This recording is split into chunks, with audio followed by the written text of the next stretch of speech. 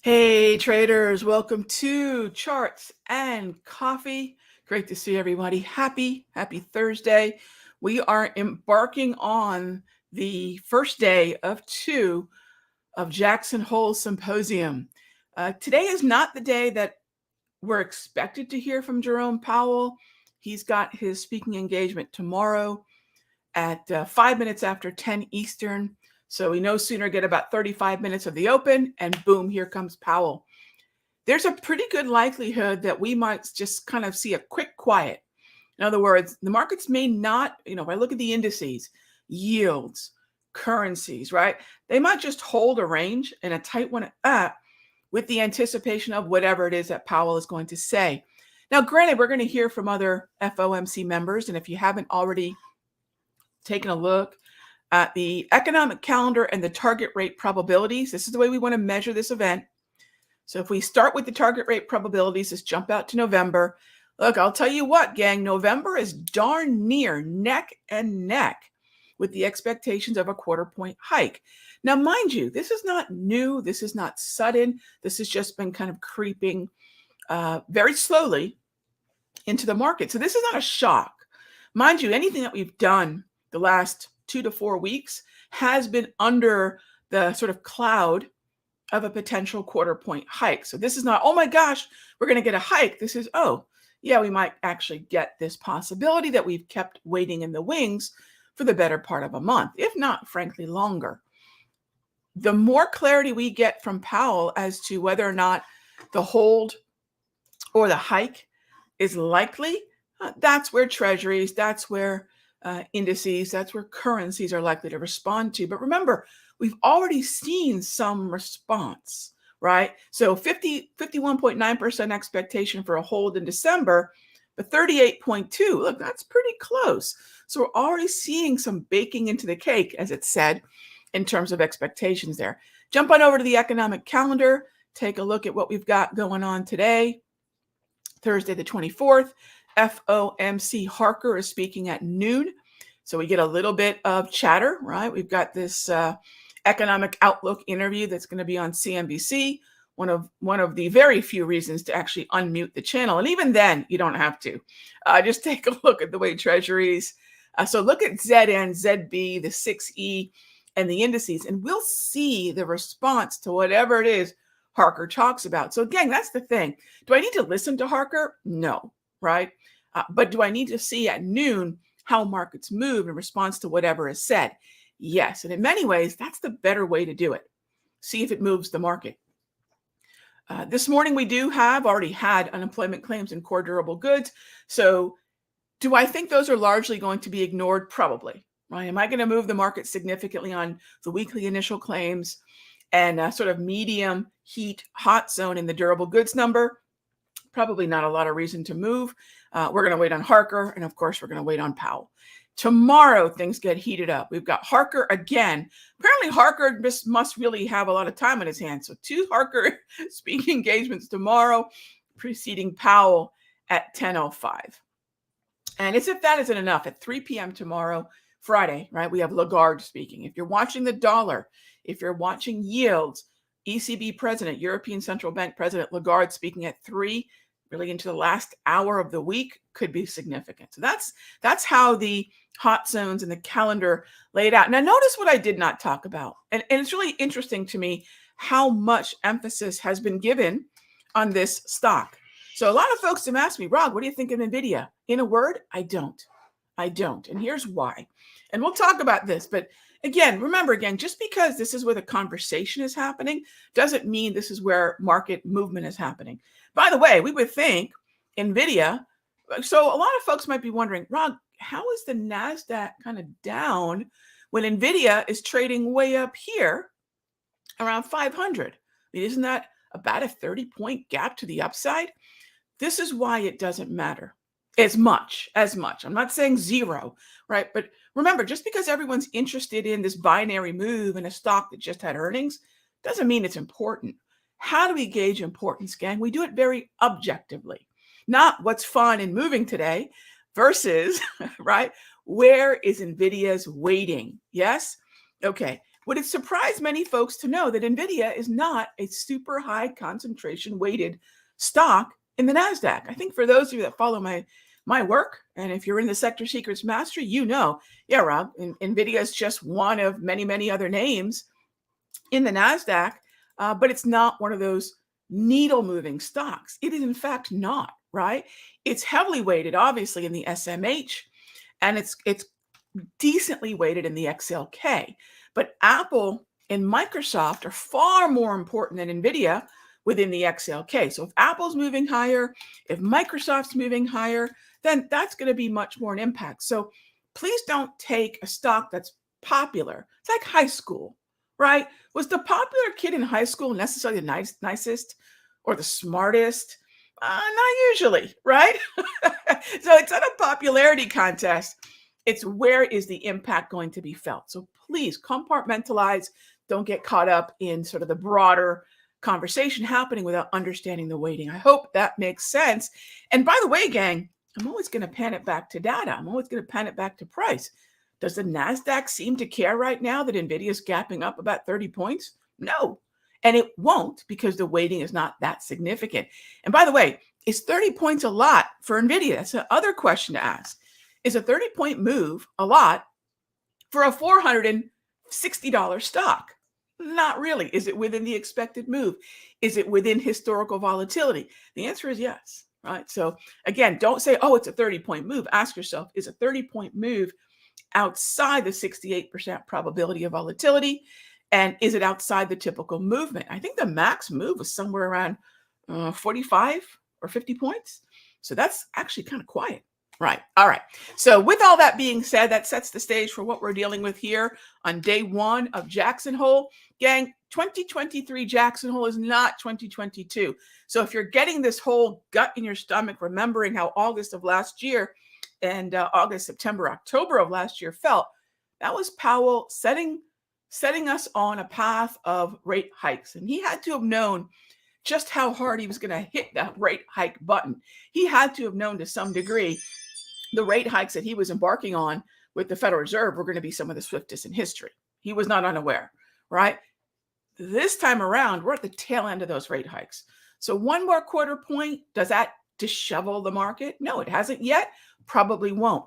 And if you caught my free video on Tuesday, I'll have another one tomorrow. If you caught my free video on Tuesday, I said, please, please, please don't get too caught up in where the bond yields are. This is the thing, gang. When it comes to yields, and we'll talk about this in the Mastery Gang, I'm gonna start to talk about this idea of the difference between trend in yields and a tipping point in yields. When we talk about the Treasury yields, it's really not about the trend. Because if you notice, the fact that, say, for example, the TNX, which kind of bottomed out here in April, the fact that those rates have been climbing ever since April of this year. We'll take a look at the QQQ, for example.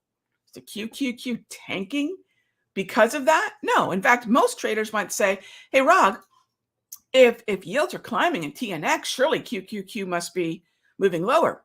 No, it's not in any meaningful way at all. So keep that in mind. Some things are said so often that they feel like they're true. If you go back and look at the data, you're going to find there's a lot of dogma in trading.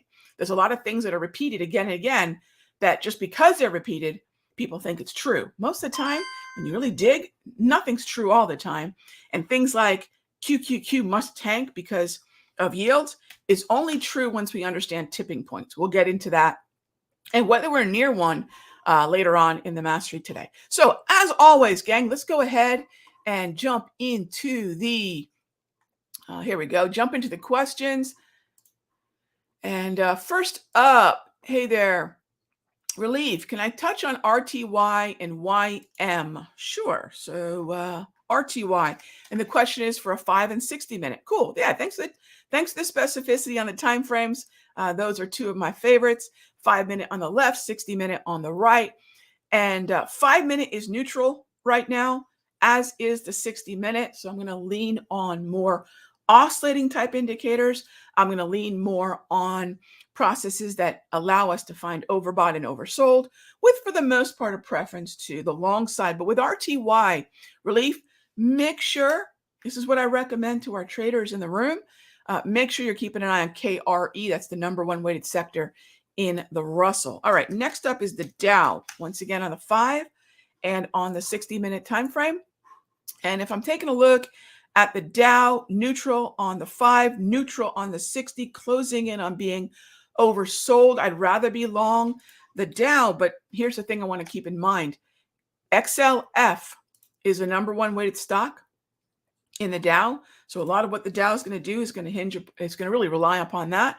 The next is going to be looking at XLK and XLV. XLV is a little heavy right now. So if the Dow is going to rally, it's likely going to be on the two cylinders of financials, XLF and tech, XLK. And you might say, Rog, do I care about the daily in this regard? Look, gang, there's a lot that we can glean as day traders from a daily time frame. So for example, yesterday, a lot of folks ask me, Rog, can you really day trade just buying puts and calls? I do that every day, every week with total transparency. So anyone out there who tells you you've got to write premium to be a successful options trader is without a clue.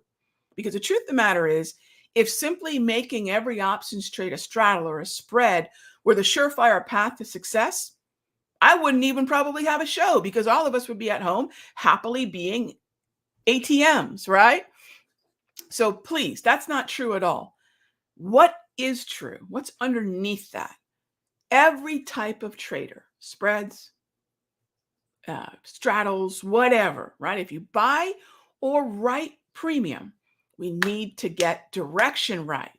That's harder, right? That's harder to say, hey, what is the possibility of this support or resistance holding? And therefore, what is the probability of the path of least resistance, right?